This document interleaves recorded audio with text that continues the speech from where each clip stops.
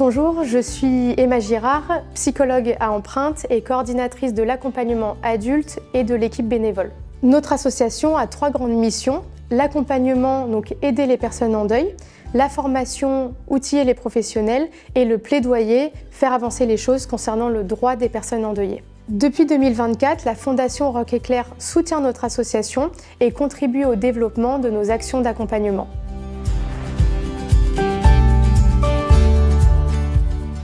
Le deuil, c'est un processus naturel de cicatrisation qui n'est pas linéaire. Donc, il se réalise en nous suite au décès d'une personne avec qui nous étions en lien. Donc, c'est le cheminement d'une relation extérieure à une relation intérieure. Dans le processus de deuil, on parle de 4 temps. Le premier temps va correspondre à l'état de choc et de sidération qui intervient immédiatement après le décès. En général, les personnes endeuillées vont nommer une sensation d'anesthésie émotionnelle. Le deuxième temps correspond à un double mouvement, à la fois simultané et complémentaire. En premier, l'hyperactivité qui permet de ne pas penser, et en même temps, la recherche du lien à l'autre, lien qui nous unissait avec la personne décédée. Donc à travers des photos, des vidéos, des odeurs, des vêtements, etc. Le troisième temps correspond à la phase la plus douloureuse du processus de deuil. La protection psychique qui s'est mise en place initialement suite au décès s'est complètement effritée. Donc la personne endeuillée va ressentir un manque très profond, une sensation de vide et de solitude. Et enfin, le dernier temps correspond à la reconstruction.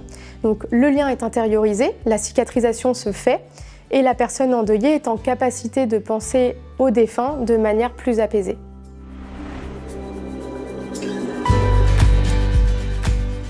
Il n'y a pas de recette, de bonne ou de mauvaise manière de vivre son deuil. Chaque deuil est unique puisqu'il correspond à l'empreinte du lien qu'avait la personne avec la personne décédée. Donc ce lien peut être un lien d'amour, de haine ou conflictuel ou de dépendance. En plus de ça, on prend en compte les circonstances de décès et les fragilités ou les ressources de la personne endeuillée.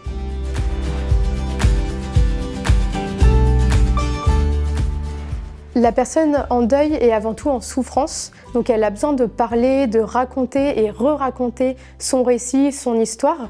Elle a besoin d'être écoutée, comprise, reconnue dans ses émotions, ses ressentis et dans ce qu'elle traverse. La personne en deuil peut en parler à ses proches, mais peut également faire appel à des associations spécialisées dans le processus de deuil, comme Empreinte, qui proposent des lignes d'écoute, des entretiens individuels ou familiaux, ou encore des groupes de parole.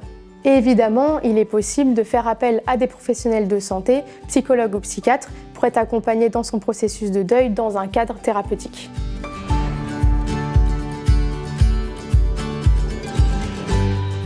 Je conseillerais de ne pas conseiller ni consoler, mais plutôt d'être présent pour son proche, de l'écouter et d'aller à son rythme. Et évidemment, de ne pas juger et d'éviter toute injonction que l'on penserait encourageante, comme « ça va aller mieux »,« au bout d'1 an, tu auras fait ton deuil » ou encore « il pense à toi de là où il est ». Ça, ce sont des clichés qui sont en réalité pas aidants.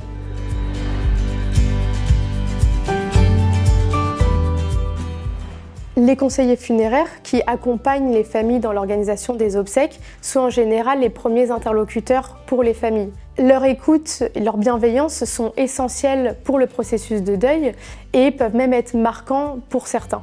Les obsèques et les rituels sont très importants dans le processus de deuil. Ils permettent de dire au revoir à son proche décédé, de penser à lui et de continuer à le faire vivre à sa manière.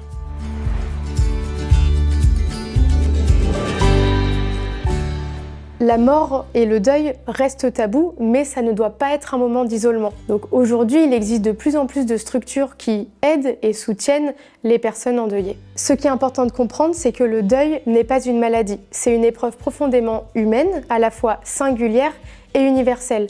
Donc il n'y a pas de solution miracle, mais une écoute, une présence et un soutien peuvent déjà faire toute la différence.